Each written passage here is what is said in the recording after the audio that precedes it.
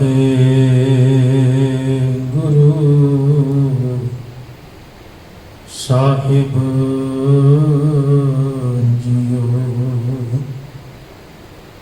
ਜੇਤਾ ਸਮੁੰਦ ਸਾਗਰ ਨੀਰ ਭਰਿਆ,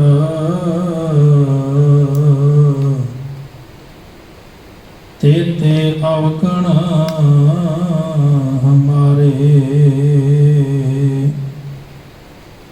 ਦਇਆ ਕਰੋ ਕਿਛ ਮਿਹਰ ਪਾਵੋ, ਡੁੱਬਦੇ ਪੱਥਰ ਤਾਰੇ। ਦਇਆ ਕਰੋ ਕਿਛ ਮਿਹਰ ਪਾਵੋ,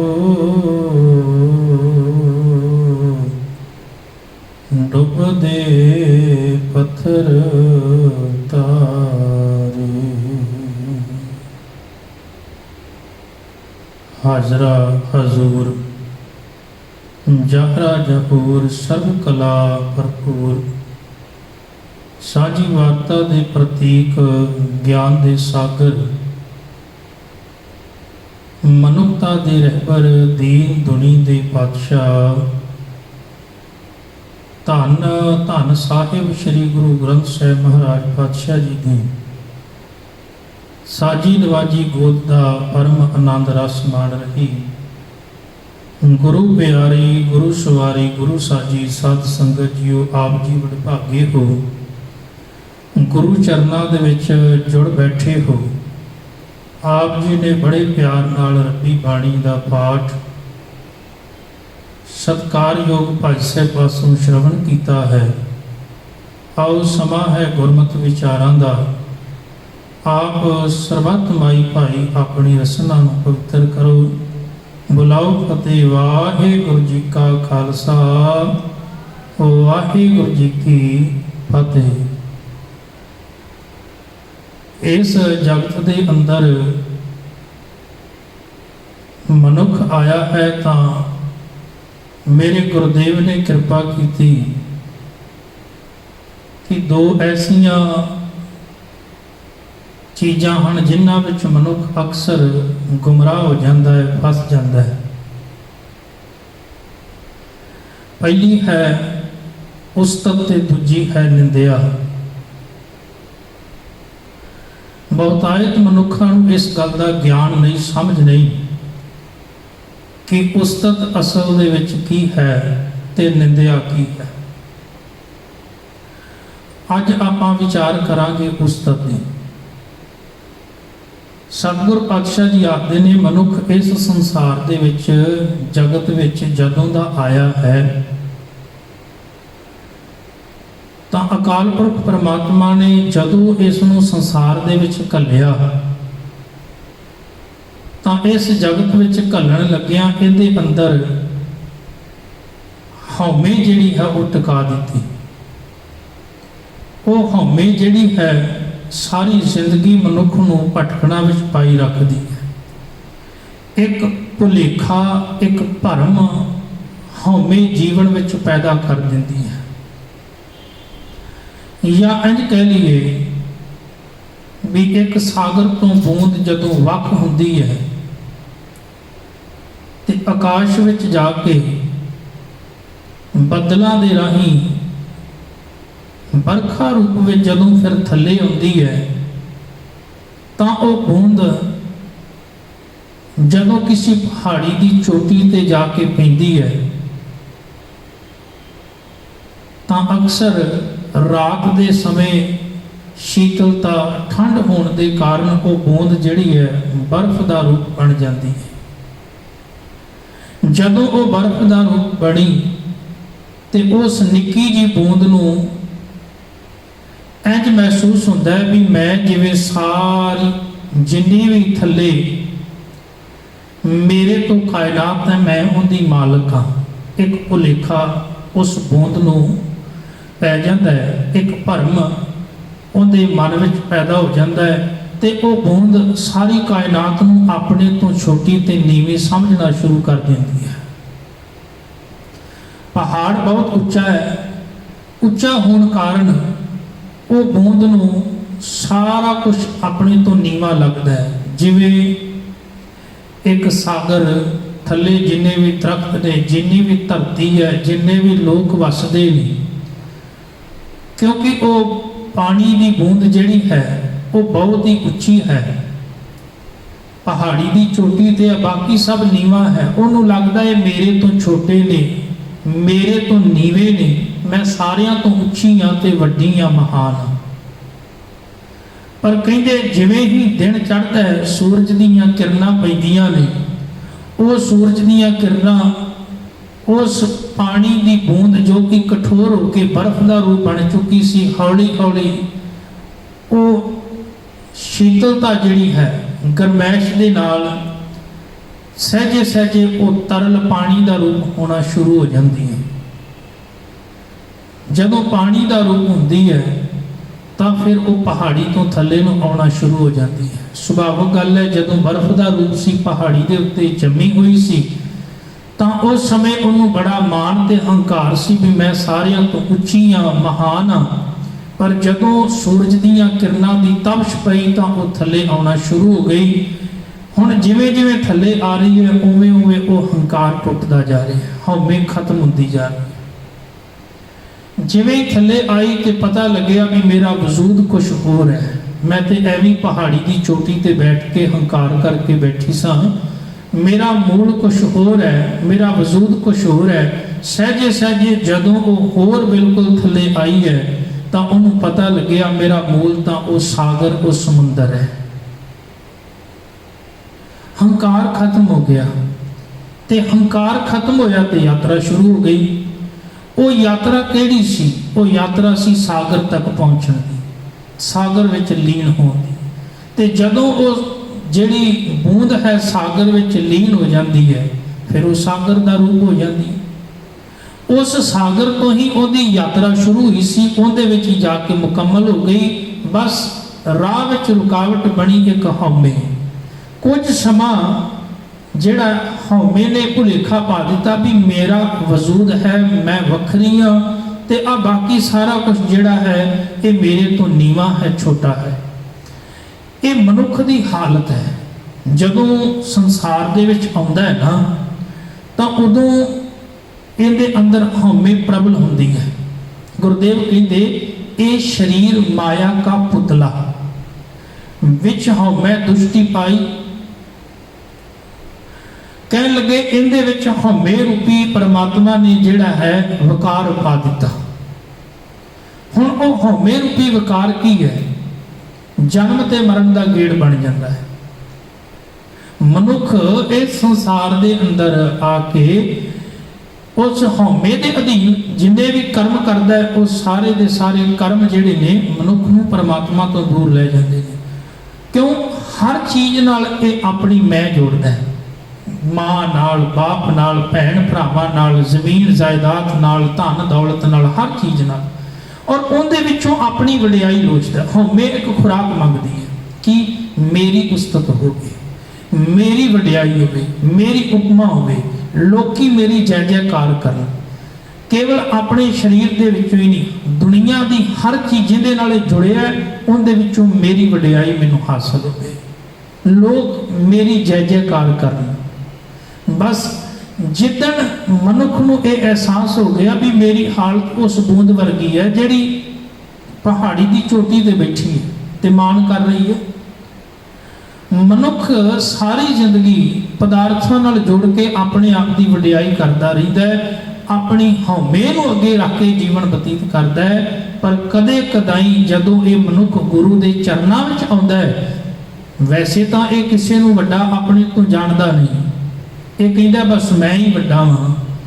ਪਰ ਜਦੋਂ ਕਦੇ ਕਦਾਈ ਗੁਰੂ ਦੇ ਚਰਨਾਂ ਵਿੱਚ ਆਉਂਦਾ ਹੈ, ਇੱਥੇ ਆ ਕੇ ਫਿਰ ਜਦੋਂ ਗੋਡੇ ਥੱਲੇ ਰੱਖ ਕੇ, ਹੱਥ ਥੱਲੇ ਰੱਖ ਕੇ ਮੱਥਾ ਟੇਕਦਾ ਤੇ ਇਹਨੂੰ ਮਹਿਸੂਸ ਹੁੰਦਾ ਹੈ ਮੇਰੇ ਤੋਂ ਵੱਡਾ ਵੀ ਕੋਈ ਹੈ, ਮੇਰੇ ਤੋਂ ਵੱਡਾ ਵੀ ਕੋਈ ਹੈ। ਕਿਉਂਕਿ ਹਉਮੈ ਬੰਦੇ ਨੂੰ ਝੁਕਣ ਨਹੀਂ ਦਿੰਦੀ। ਤੁਸੀਂ ਵੇਖੋ ਜਿਹੜਾ ਹੰਕਾਰੀ ਬੰਦਾ ਹੈ ਨਾ, ਉਹਦੇ ਕੋਲ ਦਲੀਲਾਂ ਬਹੁਤ ਨੇ। ਉਹ ਇੱਕ ਤੁਸੀਂ ਗੱਲ ਕਰੋਗੇ, ਦੂਜੀ ਅੱਗੇ ਰੱਖ ਦੇਗਾ, ਤੀਜੀ ਉਹਦੀ ਗੱਲ ਕੱਟੋਗੇ, ਚੌਥੀ ਅੱਗੇ ਰੱਖ ਦੇਗਾ। क्योंकि हंकार ये गल स्वीकार नहीं करता। हंकारी बंदा कभी भी माफ़ी नहीं मंगता। हंकारी बंदा जिहड़ा है वो हमेशा ही चाहता है भी दूजा मेरे अगे झुके, मैं उहदे अगे नहीं झुक सकता। साडी जिंदगी दे विच बहुते रिश्तियां दा विगड़ जाना उहदा कारण है साडा हंकार, क्योंकि साडा हंकार सानू झुकन नहीं देता। गुरुदेव कृपा करते ने जदों ये चरनां विच आउंदा है फिर पता लगता है भी मेरे तो वड्डा भी कोई है, तो फिर इत्थे आके पता लगता है बई असल दे विच जिहड़ा गुरु है ना वो कितना महान है। हुण गुरु चरनां विच आया, जैसा सतगुरु सुनीदा तैसो ही मैं डीठ, विछुड़िया मिलै प्रभु हर दरगे का बसीठ, हर नामो मंत्र देड़ाइंदा कट्टे हऊ मैं रोग, नानक सतगुरु तिन्हां मिलाया जिन्हां धुरे पिया संजोग, जेड़े विछड़ गए सन सागर तो मुड़ सागर नाल मिला दिता। किने गुरु ने किवें अंदरों हंकार नूं खत्म कर दिता, हौमे नूं खत्म कर दिता। तीन प्रकार की उस्तत है। एक है जेड़ी बंदा अपनी चाहता है, हर बंदा ये चाहता है भी मेरी उस्तत होवे, हर बंदा चाहता है मेरी वडियाई होवे। दूजी उस्तत है दुनिया की। इस संसार के अंदर मनुख लोगों की खुशामदी करता है, झूठी उस्तत। वेखिया होवेगा जदों किसी नूं साडे नाल काम हुंदा है वो सज्जन सामने वाला साडी झूठी तारीफ करी जाएगा, तू तो बहुत चंगा है, तेरे वर्गा को है नहीं।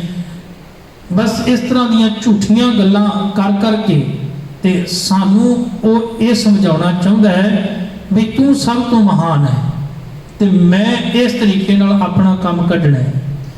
हुण कोई मनुख जिहड़ा साडी झूठी तारीफ करदा है, मान लो भी तुसीं उहनूं कह दित्ता भी मैं तेरा काम नहीं कर सकता, वेखियो बंदा फिर तुहाडी निंदिया करन लग जाएगा। वो आखेगा तो फलाना बहुत माड़ा बंदा है, बहुत बुरा बंदा है, उहदे वर्गा तो कोई है नहीं। जिहड़ा बंदा सामने खड़ा होकर साडी झूठी उस्तत कर रहा सी, जदों उहदा काम नहीं कीता वही बंदा निंदिया शुरू कर दिंदा है। महाराज आखदे ने एक वो है जिहड़ी दुनिया की झूठी खुशामदी मनुख करदा है, दुनिया की उस्तत करदा है, ते एक है परमात्मा की उस्तत। इन्हां तिन्नां विच फर्क है। जिहड़ी अपने आप की उस्तत कराउणी है ये मनुख नूं सारी जिंदगी परमात्मा तो दूर करके रखती है, क्योंकि अपनी उस्तत कभी परमात्मा विच अभेद नहीं होण देंदी। जिहड़ी अपनी वडियाई है ना, बंदा हंकार की गल करदा है, असल दे विच हंकारी बंदा जिहड़ा है वो कभी भी परमात्मा विच नहीं वस सकदा, क्योंकि गुरुदेव की बाणी का फैसला है हौमै नामै नाल विरोध है, दोए ना वसै एक ठाई। ना ते जिथे हंकार है उत्थे निरंकार का नाम नहीं, जिथे निरंकार का नाम होगा उत्थे हंकार नहीं। एक और पावन बचन पढ़ते हैं, साहब आखते ने भगत रविदास साहब जी, जब हम होते तब तू नाही, अब तू ही मैं नाही। मैं का इत्थे अर्थ हंकार, जदों तू हुंदा उदों मेरे अंदर मैं नहीं हुंदी, भाव हंकार नहीं हुंदा। जदों हंकार हुंदा उदों तू नहीं हुंदा। बस ये फर्क है। जदों निरंकार का वासा होना है उदों होना ही तां है जदों साडे अंदर हंकार नहीं होवेगा। ते जिन्ना चिर हंकार है, गुरुदेव कहते जिन्ना चिर हंकार है उन्ना चिर अपनी उस्तत की लालसा बनी रहे। धन गुरु नानक देव महाराज पातशाह जी पाकिस्तान गुजरात के एक निक्के जे नगर दे विच गए, ते जदों महाराज पातशाह जी उत्थे गए तो जिहड़े इलाके के लोग ने वो इकट्ठे होए, ते किसी ने अपने हाथ में कुछ भेटा फड़ी है, कुछ अर्पण करने वास्ते कुछ भेटा फड़ी है, ते एक मनुख जिहड़ा ढोल वजा रहा है। गुरु नानक देव महाराज पातशाह जी उन्हां लोकां कोल गए ते महाराज ने पूछया भी तुसी क्यों इकट्ठे होए हो, ते आ तुसी भेटावां हाथ फड़ियां हुई ने, आ एक सज्जन ढोल वजा रहे हैं क्यों? तो वो लोग कह लगे भी इत्थे एक महात्मा जी ने जेड़े कि एक निक्का जा पहाड़ है, तो वो पहाड़ दे विच गुफा बनाई, उस गुफा दे विच 40 दिन बिना अन्न पानी खाए 40 दिन तक भगती करते अंदर ही रहते हैं। बस थोड़ा बहुत पानी ते कुछ को दाने अंदर लैके जाते हैं, तो 40 दिन उहदे नाल गुजारा करते हैं। हुण इहो जे लोग जिहड़े ने ਜਦੋਂ ਇਹੋ ਜਿਹੇ ਕਰਮਕਾंड ਕਰਦੇ ਨੇ ਤੇ ਆਮ ਲੋਕ ਇਹਨੂੰ ਬੜੀ ਵੱਡੀ ਕਰਾਮਾਤ ਸਮਝਦੇ ਨੇ। ਲੋਕ ਸਮਝਦੇ ਨੇ ਬਹੁਤ ਵੱਡਾ ਕੋਈ ਕਰਾਮਾਤ ਕੀਤੀ ਹੈ, ਬੜੀ ਸ਼ਕਤੀ ਹੈ। ਹੁਣ ਜਦੋਂ ਉਹ ਲੋਕਾਂ ਨੇ ਇਹ ਗੱਲ ਆਖੀ ਤੇ ਗੁਰੂ ਨਾਨਕ ਦੇਵ ਮਹਾਰਾਜ ਜੀ ਨੇ ਆਖਿਆ ਵੀ ਭਲਿਓ, ਤੁਸੀਂ ਕਹਿੰਦੇ ਹੋ ਵੀ ਉਹ 40 ਦਿਨ ਕੁਝ ਨਹੀਂ ਖਾਂਦਾ, ਪਰ ਮੈਂ ਕਹਿੰਦਾ ਉਹ ਕੁਝ ਨਾ ਕੁਝ ਜ਼ਰੂਰ ਖਾਂਦਾ ਹੈ, ਉਹਦੀ ਖੁਰਾਕ ਹੈ। ਹੁਣ ਜਿਹੜੇ ਉੱਥੋਂ ਦੇ ਮੌਤਬਾਰ ਬੰਦੇ ਸਨ, ਮੁਖੀਏ ਸਨ, ਉਹ ਕਹਿ ਲਗੇ ਨਹੀਂ ਅਸੀਂ ਆਪ ਵੇਖਿਆ ਕੁਝ ਕੁ ਦਾਣੇ ਤੇ ਥੋੜਾ ਜਿਹਾ ਪਾਣੀ, ਇਹਦੇ ਨਾਲ ਹੀ ਉਹ 40 ਦਿਨ ਅੰਦਰ ਰਹਿ ਕੇ ਗੁਜ਼ਾਰਾ ਕਰਦਾ। 40 ਦਿਨ ਅੰਦਰ ਰਹਿ ਕੇ ਫਿਰ ਉਹ ਬਾਹਰ ਆਉਂਦਾ। ਅਸੀਂ ਪੂਰਾ ਪਹਿਰਾ ਦਿੱਤਾ, ਧਿਆਨ ਰੱਖਿਆ। ਗੁਰਦੇਵ ਪਾਤਸ਼ਾਹ ਕਹਿ ਲਗੇ ਨਹੀਂ, ਜਿਹੜੀ ਖੁਰਾਕ ਇਹ ਖਾਂਦਾ ਹੈ ਤੁਹਾਡੀਆਂ ਅੱਖਾਂ ਨਾਲ ਨਜ਼ਰ ਨਹੀਂ ਆਵੇਗੀ, ਉਹ ਗੁਰਮਤਿ ਦੀਆਂ ਨਜ਼ਰਾਂ ਨਾਲ ਪਤਾ ਲੱਗੇਗਾ। ਲੋਕ ਕਹਿ ਲਗੇ ਵੀ ਉਹ ਕਿਹੜੀ ਖੁਰਾਕ ਹੈ, ਸਹਿਬ ਕਹਿ ਲਗੇ ਵੀ ਪਤਾ ਹੁਣੇ ਲੱਗ ਜਾਵੇਗਾ ਜਦੋਂ ਉਹਨੇ ਬਾਹਰ ਨਿਕਲਣਾ। ਤੁਸੀਂ ਲੋਕ ਇੱਥੇ ਇਕੱਠੇ ਨਾ ਹੋਇਓ ਤੇ ਆ ਢੋਲ ਵਜਾਉਣ ਵਾਲੇ ਨੂੰ ਕਹੋ ਵੀ ਇਹ ਦੂਰ ਚਲਾ ਜਾਵੇ, ਇਹ ਢੋਲ ਨਾ ਵਜਾਵੇ। ਹੁਣ ਇਸ ਤਰ੍ਹਾਂ ਹੀ ਕੀਤਾ ਗਿਆ। ਹੁਣ ਉਹ ਮਹਾਤਮਾ ਜਦੋਂ ਬਾਹਰ ਨਿਕਲਿਆ ਤੇ ਉਹਨੇ ਵੇਖਿਆ ਵੀ ਕੋਈ ਮੇਰੀ ਵਡਿਆਈ ਨਹੀਂ ਕਰ ਰਿਹਾ, ਕੋਈ ਮੇਰੀ ਉਪਮਾ ਨਹੀਂ ਕਰ ਰਿਹਾ, ਕੋਈ ਗੁਸਤਤ ਨਹੀਂ ਕਰ ਰਿਹਾ, ਕੋਈ ਲੋਕ ਇਕੱਠੇ ਨਹੀਂ ਹੋਏ, ਤਾਂ ਉਹ ਉਸੇ ਟਾਈਮ ਬੇਹੋਸ਼ ਹੋ ਕੇ ਡਿੱਗ ਗਿਆ। ਗੁਰੂ ਮਹਾਰਾਜ ਨੇ ਫਿਰ ਲੋਕਾਂ ਨੂੰ ਬੁਲਾਇਆ, ਲੋਕ ਇਕੱਤਰ ਹੋਏ, ਢੋਲ ਵਾਲੇ ਨੂੰ ਬੁਲਾਇਆ, ਢੋਲ ਵੱਜ ਰਿਹਾ। ਹੌਲੀ ਹੌਲੀ ਉਹ ਮਹਾਤਮਾ ਨੂੰ ਵੀ ਹੋਸ਼ ਆਉਣਾ ਸ਼ੁਰੂ ਹੋ ਗਿਆ। ਸਤਿਗੁਰ ਪਾਤਸ਼ਾਹ ਕਹਿ ਲਗੇ ਅਸਲ ਦੇ ਵਿੱਚ ਇਹ ਖੁਰਾਕ ਤੇ ਖਾ ਰਿਹਾ ਸੀ, ਪਰ ਹੰਕਾਰ ਦੀ, ਹਉਮੈ ਦੀ ਖੁਰਾਕ ਖਾ ਰਿਹਾ ਸੀ। ਹੁਣ ਜਦੋਂ ਤੱਕ ਸਾਡੀ ਕੋਈ ਝੂਠੀ ਤਾਰੀਫ ਕਰਦਾ ਰਵੇ, ਉਸਤਤ ਕਰਦਾ ਰਵੇ, ਉਦੋਂ ਤੱਕ ਆਪਾਂ ਜਿਹੜੇ ਹੈ ਨਾ, ਵੇਖੋ ਕੋਈ ਵੀ ਕੰਮ ਹੋਵੇ ਉਹਨੂੰ ਬੜੀ ਛੇਤੀ ਆਪਾਂ ਕਰ ਦੇਵਾਂਗੇ। ਕੋਈ ਵੀ ਕੰਮ ਹੋਵੇ, ਕੋਈ ਸਾਡੀ ਥੋੜੀ ਜਿਹੀ ਝੂਠੀ ਉਸਤਤ ਕਰਦੇ, ਅਸੀਂ ਉਸੇ ਵੇਲੇ ਸ਼ੇਰ ਬਣ ਜਾਂਦੇ ਆ ਵੀ ਲੈ ਤੇ ਹੁਣੇ ਹੀ ਕਰ ਦਿੱਤਾ ਕੰਮ, ਅਸੀਂ ਹੁਣੇ ਹੀ ਕਰ ਦਿਆਂਗੇ। ਝੂਠੀ ਤਾਰੀਫ ਕਰਦੇ ਕੋਈ ਮਨੁੱਖ। ਮਹਾਰਾਜ ਕਹਿਣ ਲੱਗੇ ਆ ਜਿਹੜੀ ਹੰਕਾਰ ਤੇ ਹਉਮੈ ਦੀ ਖੁਰਾਕ ਹੈ ਨਾ, ਇਹ ਬੰਦੇ ਨੂੰ ਜਿਉਂਦਾ ਰੱਖਦੀ ਹੈ। ਭਾਵ ਬੰਦਾ ਜਿਹੜਾ ਹੈ ਇਹ ਉਸਤਤ ਚਾਹੁੰਦਾ ਹੈ ਵੀ ਮੇਰੀ ਹੋਵੇ, ਮੇਰੀ ਵਡਿਆਈ ਹੋਵੇ। ਤਾਂ ਜਿੰਨਾ ਚਿਰ ਸਾਡੇ ਅੰਦਰ ਆਪਣੀ ਉਸਤਤ ਦੀ ਚਾਹਨਾ ਹੈ, ਉਹਨਾਂ ਚਿਰ ਰੱਬ ਦਾ ਮਿਲਾਪ ਨਹੀਂ ਹੋ ਸਕਦਾ। ਦੂਸਰਾ ਦੁਨੀਆ ਦੀ ਉਸਤਤ, ਮਹਾਰਾਜ ਨੇ ਬਾਣੀ ਵਿੱਚ ਇਹਦਾ ਵੀ ਜ਼ਿਕਰ ਕੀਤਾ, ਦੁਨੀਆ ਨਾ ਸਾਲਾਹੀ ਜੋ ਮਰ ਵੰਜ ਸੀ। ਇਹ ਦੁਨੀਆ ਦੀ ਝੂਠੀ ਉਸਤਤ ਨਾ ਕਰ, ਇੱਕ ਦਿਨ ਇਹਨੇ ਖਤਮ ਹੋ ਜਾਣਾ ਹੈ। ਲੋਕਾਂ ਨਾ ਸਾਲਾਹੀ ਜੋ ਮਰ ਖਾਕ ਥੀ, ਲੋਕਾਂ ਦੀ ਉਸਤਤ ਨਾ ਕਰ, ਆਖਰ ਇਹਨਾਂ ਨੇ ਮਿੱਟੀ ਹੋ ਜਾਣਾ ਹੈ। ਫਿਰ ਕਿਹਦੀ ਉਸਤਤ ਕਰੀਏ? ਗੁਰਮੁਖ ਸਦਾ ਸਲਾਹੀ ਹੈ, ਸੱਚਾ ਬੇਪਰਵਾਹ। ਜਿਹੜਾ ਗੁਰਮੁਖ ਹੈ ਉਹ ਸਦਾ ਹੀ ਉਹ ਸੱਚੇ ਦੀ ਉਸਤਤ ਕਰਦਾ ਹੈ, ਅਕਾਲ ਪੁਰਖ ਦੀ। ਕਿਉਂ ਕਰਦਾ ਭਲਾ? ਉਹ ਇਸ ਕਰਕੇ ਕਰਦਾ ਹੈ ਕਿਉਂਕਿ ਅਕਾਲ ਪੁਰਖ ਦੀ ਉਸਤਤ ਹੀ ਅਕਾਲ ਪੁਰਖ ਦਾ ਰੂਪ ਬਣਾ ਸਕਦੀ ਹੈ। ਮਹਾਰਾਜ ਨੇ ਰੱਬੀ ਬਾਣੀ ਵਿੱਚ ਕਿਰਪਾ ਕੀਤੀ। ਗੁਰਦੇਵ ਕਹਿੰਦੇ ਉਸਤਤ ਕਰਹਿ ਅਨੇਕ ਜਨ ਅੰਤ ਨ ਪਾਰਾ। ਉਹ ਜਿੰਦਾ ਕੋਈ ਅੰਤ ਨਹੀਂ ਪਾਇਆ ਜਾ ਸਕਦਾ, ਉਹਦੀ ਉਸਤਤ, ਉਹਦੀ ਵਡਿਆਈ ਅਸਲ ਦੇ ਵਿੱਚ ਕਰਨੀ ਚਾਹੀਦੀ ਹੈ। ਤੇ ਕਰਨੀ ਵੀ ਕਿਵੇਂ ਚਾਹੀਦੀ ਹੈ? ਪ੍ਰਭ ਕੀ ਉਸਤਤ ਕਰੋ ਸੰਤ ਮੀਤ, ਸਾਵਧਾਨ ਇਕਾਗਰ ਚੀਤ। ਜਦੋਂ ਕਦੀ ਉਹਦੀ ਉਸਤਤ ਕਰੋ, ਉਹਦੀ ਵਡਿਆਈ ਕਰੋ ਤੇ ਬੜੇ ਸਾਵਧਾਨ ਹੋ ਕੇ ਕਰੋ, ਬੜੀ ਇਕਾਗਰਤਾ ਦੇ ਨਾਲ ਕਰੋ, ਕਿਉਂਕਿ ਉਹਦੀ ਉਸਤਤ ਹੀ ਸਾਡੇ ਅੰਦਰੋਂ ਹੰਕਾਰ ਦੀ ਮੈਲ ਨੂੰ ਧੋਂਦੀ ਹੈ। ਜਿਨ੍ਹਾਂ ਨੇ ਪਰਮਾਤਮਾ ਦੀ ਉਸਤਤ ਕੀਤੀ ਨਾ, ਪਰਮਾਤਮਾ ਨੇ ਉਹਨਾਂ ਨੂੰ ਆਪਣਾ ਰੂਪ ਬਣਾ ਲਿਆ। ਰੱਬੀ ਬਾਣੀ ਵਿੱਚ ਆਪਾਂ ਬਚਨ ਪੜ੍ਹਦੇ ਹਾਂ, ਗੁਰੂ ਰਾਮਦਾਸ ਮਹਾਰਾਜ ਜੀ ਕਿਰਪਾ ਕਰਦੇ ਨੇ। ਗੁਰਦੇਵ ਕਹਿੰਦੇ ਵੇਖੋ ਜਿਨ੍ਹਾਂ ਜਿਨ੍ਹਾਂ ਨੇ ਪਰਮਾਤਮਾ ਦੀ ਉਸਤਤ ਕੀਤੀ, ਪਰਮਾਤਮਾ ਨੇ ਉਹਨਾਂ ਨੂੰ ਕਿੰਨਾ ਮਹਾਨ ਬਣਾ ਦਿੱਤਾ।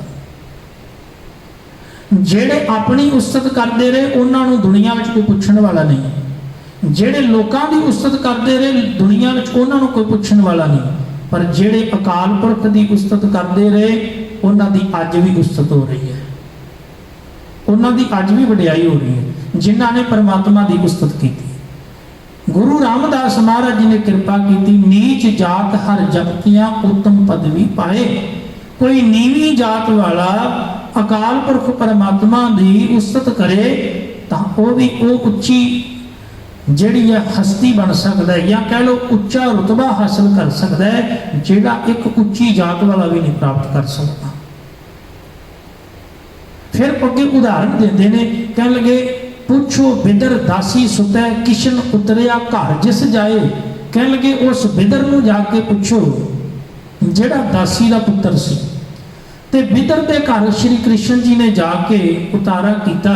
ਸਾਹਮਣੇ ਮਹਿਲ ਹੈ ਦੁਰਯੋਧਨ ਦਾ, ਪਰ ਕ੍ਰਿਸ਼ਨ ਜੀ ਦੁਰਯੋਧਨ ਦੇ ਮਹਿਲ ਵਿੱਚ ਨਹੀਂ ਗਏ। ਇੱਕ ਨਿੱਕਾ ਜਿਹਾ ਘਰ ਹੈ ਕਿੰਦਾ ਬਿਦਰ ਦਾ, ਤੇ ਉਹਦੇ ਕੋਲ ਭਾਵੇਂ ਕਿ ਖਾਣ ਨੂੰ 36 ਪ੍ਰਕਾਰ ਦੇ ਭੋਜਨ ਨਹੀਂ, ਭਾਵੇਂ ਉਹਦੇ ਕੋਲ ਮਹਿਲ ਨਹੀਂ, ਭਾਵੇਂ ਨਿੱਕਾ ਜਿਹਾ ਘਰ ਹੈ, ਖਾਣ ਨੂੰ ਸਾਦਾ ਜਿਹਾ ਭੋਜਨ ਹੈ, ਪਰ ਕਹਿਣ ਲੱਗੇ ਸ਼੍ਰੀ ਕ੍ਰਿਸ਼ਨ ਜੀ ਉਹਦੇ ਉਸ ਛੋਟੇ ਜਿਹੇ ਭੋਜਨ ਤੇ ਵੀ ਰੀਝ ਗਏ, ਨਿੱਕੇ ਜਿਹੇ ਘਰ ਤੇ ਵੀ ਪ੍ਰਸੰਨ ਹੋ ਗਏ। ਕਿਉਂ? ਕਿਉਂਕਿ ਉਹਦੇ ਅੰਦਰ ਹੰਕਾਰ ਨਹੀਂ ਸੀ, ਉਹਦੇ ਅੰਦਰ ਨਿਰੰਕਾਰ ਦੀ ਯਾਦ ਸੀ। ਇੱਕ ਪਾਸੇ ਦੁਰਯੋਧਨ ਦਾ ਮਹਿਲ ਹੈ, ਪਰ ਅੰਦਰ ਹੰਕਾਰ ਨਾਲ ਭਰਿਆ ਹੋਇਆ। ਮਹਿਲ ਵੀ ਚੰਗਾ ਨਹੀਂ ਲੱਗਿਆ। ਅੱਗੇ ਗੁਰੂ ਰਾਮਦਾਸ ਮਹਾਰਾਜ ਆਖਦੇ ਨੇ, ਕਹਿਣ ਲੱਗੇ ਹਰ ਕੀ ਅਕਥ ਕਥਾ ਸੁਣੋ ਜਨ ਭਾਈ, ਜਿਤ ਸਹਿਸਾ ਦੁਖ ਭੂਖ ਸਭ ਲੈ ਜਾਏ। ਸਦਾ ਪਰਮਾਤਮਾ ਦੀ ਉਸਤਤ ਤੇ ਸਿਫਤ ਸਲਾਹ ਸੁਣਿਆ ਕਰੋ ਭਾਈ, ਇਹਦੇ ਨਾਲ ਦੁੱਖ ਅਤੇ ਭੁੱਖ ਸਭ ਕੁਝ ਦੂਰ ਹੋ ਜਾਂਦਾ ਹੈ, ਇਹਦੇ ਨਾਲ ਡਰ ਭੈ ਸਭ ਖਤਮ ਹੋ ਜਾਂਦਾ ਹੈ। ਕੁਝ ਉਦਾਹਰਨਾਂ ਅੱਗੇ ਹੋਰ ਦਿੱਤੀਆਂ।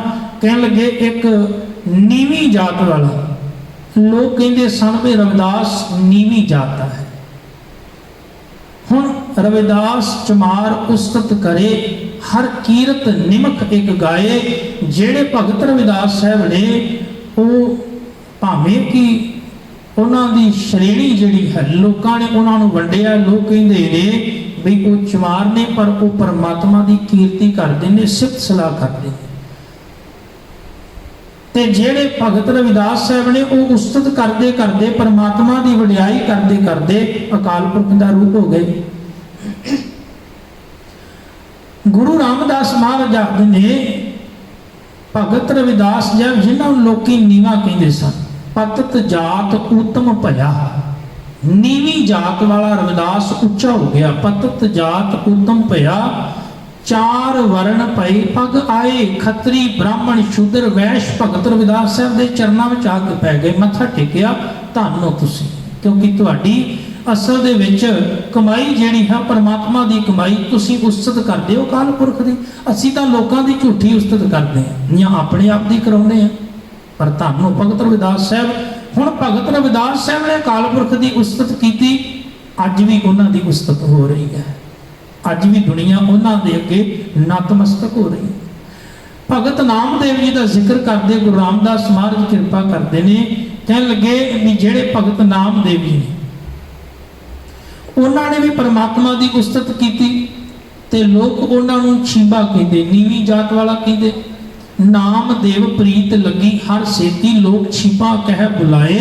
ਲੋਕ ਕਹਿੰਦੇ ਛੀਂਬੇ ਨੇ, ਭਾਵ ਨੀਵੀਂ ਜਾਤ ਵਾਲੇ ਨੇ, ਕੱਪੜੇ ਰੰਗਦੇ ਨੇ, ਇਹਨਾਂ ਦਾ ਕੰਮ ਇਹ ਹੈ। ਭਗਤ ਨਾਮਦੇਵ ਜੀ ਜਿਹੜੇ ਨੇ ਉਹਨਾਂ ਦੀ ਪ੍ਰੀਤ ਅਕਾਲ ਪੁਰਖ ਨਾਲ ਲੱਗ ਗਈ ਤੇ ਪਰਮਾਤਮਾ ਦੀ ਉਸਤਤ ਕਰਨ ਲੱਗ ਗਏ। ਖੱਤਰੀ ਬ੍ਰਾਹਮਣ ਪਿੱਠ ਦੇ ਛੋਡੇ, ਨਾਮ ਦੇਣ ਲਈ ਮੁਖ ਲਾਏ। ਕਹਿਣ ਲੱਗੇ ਪਰਮਾਤਮਾ ਨੇ ਖੱਤਰੀ ਤੇ ਬ੍ਰਾਹਮਣਾਂ ਅੱਗੇ ਵੀ ਪਿੱਠ ਕਰ ਦਿੱਤੀ, ਨਾਮਦੇਵ ਨੂੰ ਆਪਣੇ ਗਲ ਨਾਲ ਲਾ ਲਿਆ। ਧੰਨ ਹੈ ਨਾਮਦੇਵ, ਤੂੰ ਸੱਚੀ ਉਸਤਤ ਕਰਦਾ ਹੈ, ਤੂੰ ਝੂਠੀ ਖੁਸ਼ਾਮਤ ਨਹੀਂ ਕਰਦਾ, ਤੂੰ ਵਾਕਈ ਪਰਮਾਤਮਾ ਦੀ ਬੰਦਗੀ ਕਰਨ ਵਾਲਾ ਹੈ।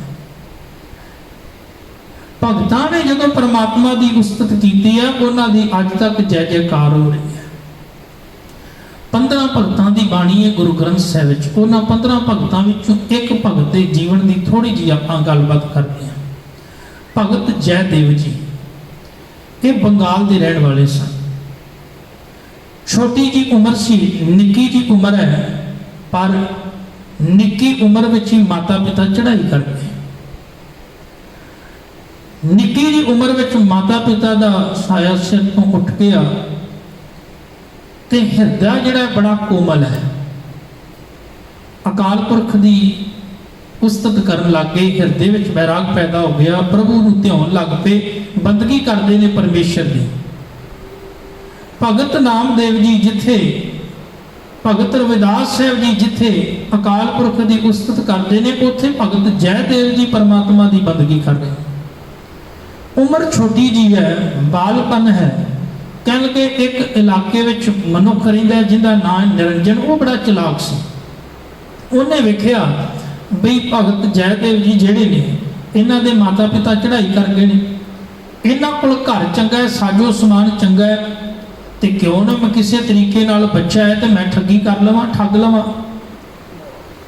ਭਗਤ ਜੈਦੇਵ ਜੀ ਕੋਲ ਜਾ ਕੇ ਉਹ ਨਿਰੰਜਨ ਜਿਹੜਾ ਠੱਗ ਬਿਰਤੀ ਦਾ ਮਨੁੱਖ ਹੈ, ਉਹ ਜਾ ਕੇ ਕਹਿਣ ਲੱਗਾ ਵੀ ਮੈਨੂੰ ਬੜਾ ਦੁੱਖ ਹੈ ਵੀ ਤੇਰੇ ਮਾਤਾ ਪਿਤਾ ਚੜ੍ਹਾਈ ਕਰਕੇ ਨੇ, ਪਰ ਮੈਂ ਇਹ ਗੱਲ ਕਹਿਣੀ ਚਾਹੁੰਦਾ ਵੀ ਤੇਰੇ ਪਿਤਾ ਮਰਨ ਤੋਂ ਪਹਿਲਾਂ ਮੇਰੇ ਕੋਲੋਂ ਕੁਝ ਧਨ ਲੈ ਕੇ ਗਏ ਸਨ, ਤੇ ਉਹ ਧਨ ਉਹਨਾਂ ਮੋੜਿਆ ਨਹੀਂ। ਇਸ ਕਰਕੇ ਤੁਹਾਡਾ ਅਸਲ ਦੇ ਵਿੱਚ ਕਰਜ਼ ਦੇਣਾ ਹੈ। ਤੁਹਾਡੇ ਕੋਲ ਕੁਝ ਦੇਣ ਨੂੰ ਨਹੀਂ ਹੈ, ਤੁਸੀਂ ਮੇਰਾ ਧਨ ਮੋੜਨਾ ਹੈ। ਤੇ ਹੁਣ ਇੱਕ ਕੰਮ ਕਰੋ ਵੀ ਆਹ ਘਰ ਤੇ ਆਹ ਸਾਰਾ ਸਮਾਨ ਜਿਹੜਾ ਹੈ ਮੇਰੇ ਨਾਂ ਕਰ ਦਿਓ, ਕਿਉਂਕਿ ਜਦੋਂ ਤੱਕ ਤੂੰ ਵੱਡਾ ਹੋਣਾ ਕਮਾ ਕੇ ਦੇਗਾ, ਉਦੋਂ ਤੱਕ ਤੇਰੇ ਸਿਰ ਤੇ ਕਰਜ਼ਾ ਬਹੁਤ ਜ਼ਿਆਦਾ ਹੋ ਜਾਣਾ, ਤੇ ਚੰਗਾ ਹੋਵੇ ਤੂੰ ਆਪਣਾ ਇਹ ਘਰ ਇਹ ਸਮਾਨ ਸਾਰਾ ਮੇਰੇ ਨਾਮ ਕਰ ਦੇ। ਹੁਣ ਬਿਲਕੁਲ ਹੀ ਕੋਮਲ ਹਿਰਦਾ ਸੀ, ਉਹਨਾਂ ਆਖਿਆ ਵੀ ਲੈ ਹੁਣ ਇਹਨੇ ਪਿਤਾ ਨੇ। ਉਹਨਾਂ ਨੇ ਇੱਕ ਪੇਜ ਦੇ ਉੱਤੇ ਲਿਖ ਕੇ ਦੇ ਦਿੱਤਾ ਬਈ ਹਾਂ ਮੈਂ ਇਹ ਘਰ ਇਹ ਸਮਾਨ ਜਿਹੜਾ ਇਹਦੇ ਨਾਂ ਕਰ ਦਿੱਤਾ। ਹੁਣ ਉਹਨਾਂ ਨੂੰ ਇਹ ਪਰਮਾਤਮਾ ਦੀ ਰਜ਼ਾ ਵਿੱਚ ਜਿਉਣਾ ਆਉਂਦਾ ਸੀ ਵੀ ਜਿਵੇਂ ਅਕਾਲ ਪੁਰਖ ਪਰਮਾਤਮਾ ਦਾ ਭਾਣਾ ਮਾਤਾ ਪਿਤਾ ਨਹੀਂ ਰਹੇ, ਇਸ ਤਰ੍ਹਾਂ ਸ਼ਾਇਦ ਹੋ ਸਕਦਾ ਹੈ ਵੀ ਘਰ ਵੀ ਨਹੀਂ ਰਹਿਣਾ ਹੋਵੇਗਾ, ਇਹ ਵੀ ਪਰਮਾਤਮਾ ਦਾ ਭਾਣਾ ਹੈ, ਉਹਦੀ ਰਜ਼ਾ ਹੈ। ਹੁਣ ਭਗਤ ਤਾਂ ਅੰਦਰੋਂ ਖੁਸ਼ ਹੈ ਕਿ ਜੇ ਦਾਤਾਂ ਉਹਨੇ ਦਿੱਤੀਆਂ ਸਨ ਤੇ ਲੈ ਲਈਆਂ ਹੈ ਤੇ ਉਹਦੀਆਂ ਹੀ ਸਨ। ਭਗਤ ਜੈਦੇਵ ਜੀ ਕੁਝ ਸਮਾਂ ਪਰਮਾਤਮਾ ਦੀ ਯਾਦ ਵਿੱਚ ਬੰਦਗੀ ਵਿੱਚ ਜੁੜੇ ਨੇ, ਤੇ ਇੱਕ ਘਟਨਾ ਉਸ ਇਲਾਕੇ ਵਿੱਚ ਹੀ ਵਾਪਰੀ ਕਿ ਜਿਹੜਾ ਮਨੁੱਖ ਨਿਰੰਜਨ ਧੋਖੇ ਦੇ ਨਾਲ ਲਖਵਾ ਕੇ ਗਿਆ ਸੀ, ਉਹਦੇ ਘਰ ਨੂੰ ਅੱਗ ਲੱਗ ਗਈ। ਹੁਣ ਪਰਮਾਤਮਾ ਦਾ ਇਹ ਬਹੁਤ ਵੱਡਾ ਗੁਣ ਹੈ ਕਿ ਉਹ ਆਪਣੇ ਸੇਵਕਾਂ ਦੀ ਲਾਜ ਪੱਤ ਹਮੇਸ਼ਾ ਰੱਖਣ ਵਾਲਾ ਹੈ, ਆਪਣੇ ਭਗਤਾਂ ਦੀ ਲਾਜ ਰੱਖਦਾ ਹੈ, ਜਿਹੜੇ ਉਹਦੀ ਉਸਤਤ ਕਰਦੇ ਨੇ, ਵਡਿਆਈ ਕਰਦੇ ਨੇ। ਦੁਨੀਆ ਦੇ ਵਿੱਚ ਜਿੰਨੇ ਵੀ ਭਗਤ ਹੋਏ ਨੇ ਬੰਦਗੀ ਕਰਨ ਵਾਲੇ, ਉਹਨਾਂ ਦਾ ਜੈ ਜੈਕਾਰ ਪਰਮਾਤਮਾ ਨੇ ਕਰਵਾਇਆ, ਤੇ ਜਿਹੜੇ ਪਾਪੀ ਬਿਰਤੀ ਦੇ ਮਨੁੱਖ ਹੋਏ ਨੇ ਪਰਮਾਤਮਾ ਨੇ ਆਪ ਹੀ ਡੰਡ ਦਿੱਤਾ ਉਹਨਾਂ ਨੂੰ। ਜੈਕਾਰ ਕੀਆ ਧਰਮੀਆਂ ਕਾ, ਪਾਪੀ ਕੋ ਡੰਡਦੀ ਹੋਏ। ਹੁਣ ਇਧਰ ਜਦੋਂ ਭਗਤੀ ਕਰਨ ਵਾਲਾ ਇੱਕ ਭਗਤ ਪਰਮਾਤਮਾ ਦੀ ਉਸਤਤ ਕਰਦਾ ਹੈ, ਕਿਵੇਂ ਹੋ ਸਕਦਾ ਸੀ ਵੀ ਪਰਮਾਤਮਾ ਉਸ ਦੀ ਜੈ ਜੈਕਾਰ ਨਾ ਕਰਾਉਂਦਾ। ਭਗਤ ਜੈਦੇਵ ਜੀ ਨੂੰ ਜਦੋਂ ਪਤਾ ਲੱਗਿਆ ਵੀ ਉਹਦੇ ਘਰ ਵਿੱਚ ਅੱਗ ਲੱਗ ਗਈ ਹੈ, ਭਗਤ ਜੈਦੇਵ ਜੀ ਦੌੜ ਕੇ ਗਏ, ਪਾਣੀ ਦੀਆਂ ਬਾਲਟੀਆਂ ਭਰ ਕੇ ਲਿਆਉਂਦੇ ਨੇ ਤੇ ਉਹਦੇ ਘਰ ਜਿਹੜੀ ਅੱਗ ਲੱਗੀ ਬੁਝਾਉਣ ਦਾ ਯਤਨ ਕਰਦੇ। ਹੁਣ ਜਿਹੜਾ ਠੱਗੀਆਂ ਕਰਨ ਵਾਲਾ ਨਿਰੰਜਨ ਸੀ, ਜਦੋਂ ਉਹਦਾ ਘਰ ਸੜ ਕੇ ਸਵਾਹ ਹੋ ਗਿਆ, ਕਿਉਂਕਿ ਅੱਗ ਬਹੁਤ ਜ਼ਿਆਦਾ ਲੱਗੀ ਸੀ, ਤੇ ਜਿਹੜੀ ਪੱਤਰੀ ਤੇ ਉਹਨੇ ਸੈਨ ਕਰਾਏ ਸਨ, ਉਹ ਪੱਤਰੀ ਵੀ ਸੜ ਕੇ ਸਵਾਹ ਹੋ ਗਈ। ਪਰ ਉਹਦਾ ਘਰ ਤੇ ਸੜ ਗਿਆ, ਪਰ ਅੰਦਰ ਦਾ ਇਨਸਾਨ ਜਿਹੜਾ ਜਾਗ ਗਿਆ, ਇਨਸਾਨੀਅਤ ਜਾਗ ਗਈ। ਉਹਨੂੰ ਮਹਿਸੂਸ ਹੋਇਆ ਵੀ ਇੱਕ ਪਰਮਾਤਮਾ ਦੀ ਬੰਦਗੀ ਕਰਨ ਵਾਲੇ, ਰੱਬ ਨੂੰ ਧਿਆਉਣ ਵਾਲੇ ਭਗਤ ਜੈਦੇਵ ਜੀ ਦੇ ਨਾਲ ਮੈਂ ਇਸ ਤਰ੍ਹਾਂ ਦਾ ਕੀਤਾ, ਠੱਗੀ ਕਰਕੇ ਉਹਦਾ ਘਰ ਜਿਹੜਾ ਹੈ ਉਹ ਲੈਣ ਦਾ ਯਤਨ ਕੀਤਾ, ਪਰ ਪਰਮਾਤਮਾ ਨੇ ਮੇਰੀ ਉਸ ਠੱਗੀ ਦਾ ਨਤੀਜਾ ਕੀ ਹੈ, ਕੀ ਨਿਕਲਿਆ, ਰਿਜ਼ਲਟ ਕੀ ਨਿਕਲਿਆ ਕਿ ਮੇਰਾ ਆਪਣੇ ਘਰ ਸੜ ਕੇ ਸੁਆਹ ਹੋ ਗਿਆ। ਭਗਤ ਜੈਦੇਵ ਜੀ ਕੋਲ ਗਏ, ਜਾ ਕੇ ਕਹਿਣ ਲੱਗੇ ਮੈਂ ਅਸਲ ਦੇ ਵਿੱਚ ਕੋਈ ਤੇਰੇ ਪਿਤਾ ਕੋਲੋਂ ਪੈਸਾ ਨਹੀਂ ਸੀ ਲੈਣਾ, ਕੋਈ ਧਨ ਨਹੀਂ ਸੀ ਲੈਣਾ, ਮੈਂ ਝੂਠ ਬੋਲਿਆ ਸੀ, ਪਰ ਮੈਨੂੰ ਮੇਰੇ ਕੀਤੇ ਦਾ ਪਛਤਾਵਾ ਹੈ। ਹੁਣ ਜਿਹੜੇ ਜਿਹੜੇ ਮਨੁੱਖ ਅਕਾਲ ਪੁਰਖ ਦੀ ਉਸਤਤ ਕਰਦੇ ਨੇ, ਬੰਦਗੀ ਕਰਦੇ ਨੇ, ਪਰਮਾਤਮਾ ਉਹਨਾਂ ਦੀ ਉਸਤਤ ਸੰਸਾਰ ਵਿੱਚ ਕਰਾਉਂਦਾ ਹੈ। ਇਸ ਕਰਕੇ ਗੁਰਦੇਵ ਨੇ ਹਮੇਸ਼ਾ ਇੱਕੋ ਗੱਲ ਆਖੀ ਹੈ, ਕਦੀ ਵੀ ਆਪਣੇ ਆਪ ਦੀ ਉਸਤਤ ਦੀ ਲਾਲਸਾ ਨਹੀਂ ਰੱਖਣੀ ਚਾਹੀਦੀ। ਉਸਤਤ ਕਰਨੀ ਹੈ ਤੇ ਪਰਮਾਤਮਾ ਦੀ, ਹਾਂ ਨਿੰਦਿਆ ਕਰਨੀ ਹੈ ਤੇ ਆਪਣੇ ਆਪ ਦੀ ਕਰ। ਬੰਦਾ ਉਸਤਤ ਆਪਣੀ ਕਰਦਾ, ਨਿੰਦਿਆ ਦੂਜੇ ਦੀ। ਗੁਰਦੇਵ ਕਹਿੰਦੇ ਨਿੰਦਿਆ ਕਰਨੀ ਆਪਣੇ ਆਪ ਦੀ ਕਰ, ਜੇ ਉਸਤਤ ਕਰਨੀ ਤੇ ਪਰਮਾਤਮਾ ਦੀ ਕਰ। ਉਸਤਤ ਮਨ ਮੈਂ ਕਰ ਨਿੰਕਾਰ ਕਰ ਮਨ ਮੇਰੇ ਸਦ ਵਿਵਹਾਰ। ਫਿਰ ਜਿਨ੍ਹਾਂ ਜਿਨ੍ਹਾਂ ਮਨੁੱਖਾਂ ਨੇ ਉਹਦੀ ਉਸਤਤ ਕੀਤੀ, ਫਿਰ ਉਹਨਾਂ ਦਾ ਸੰਸਾਰ ਦੇ ਵਿੱਚ ਮਾਣ ਸਤਿਕਾਰ ਹੋਇਆ। ਆਓ ਗੁਰਦੇਵ ਕਿਰਪਾ ਕਰਨ, ਆਪਾਂ ਸਾਰੇ ਰਲ ਮਿਲ ਕੇ ਉਸ ਪਰਮਾਤਮਾ ਦੀ ਸਦਾ ਉਸਤਤ ਕਰੀਏ, ਸਦਾ ਸਿਫਤ ਕਰੀਏ। ਗੁਰਦੇਵ ਕਹਿੰਦੇ ਕੋਈ ਵਿਰਲਾ ਮਨੁੱਖ ਹੈ ਦੁਨੀਆ ਦੇ ਅੰਦਰ ਜਿਹੜਾ ਇਹ ਪਰਮਾਤਮਾ ਦੀ ਉਸਤਤ ਕਰਦਾ ਹੈ। ਕੋਈ ਗੁਰਮੁਖ ਵਿਰਲਾ ਜਨ ਹੈ ਤੇ ਬੜੀ ਕਠਿਨ ਗੱਲ ਹੈ ਜਿਹੜਾ ਪਰਮਾਤਮਾ ਦੀ ਉਸਤਤ ਕਰਦਾ। ਸੌਖਾ ਨਹੀਂ ਪਰਮਾਤਮਾ ਦੀ ਵਡਿਆਈ ਕਰਨੀ। ਗੁਰੂ ਕਿਰਪਾ ਕਰੇ, ਆਪਣੇ ਚਰਨਾਂ ਨਾਲ ਜੋੜ ਕੇ ਰੱਖਣ। ਮਾਲਕ ਦੀ ਸਿਫਤ ਸਲਾਹ